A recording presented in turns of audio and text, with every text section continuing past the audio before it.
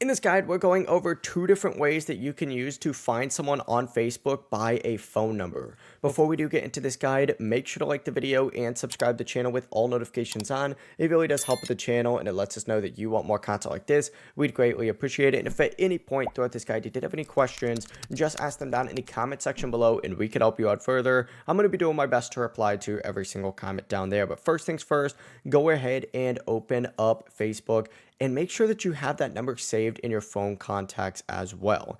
Once it's saved in that contacts and you have Facebook open up, tap the profile icon down in the bottom right and then tap the three lines up in the top left. And you need to then scroll down and select settings and privacy and open up your settings. From here, open up Account Center up at the very top and you're going to see a Your Information and Permissions tab. Go ahead and select that to open it up. And in here, you just have to scroll down and you're going to see an upload contact section. Go ahead and select upload contacts, select your Facebook account just like so, and make sure that upload contacts is turned on and that you select allow access. This is then going to, of course, upload all of those contacts and it's going to show you everyone that you have in your contacts that could then be added as a friend.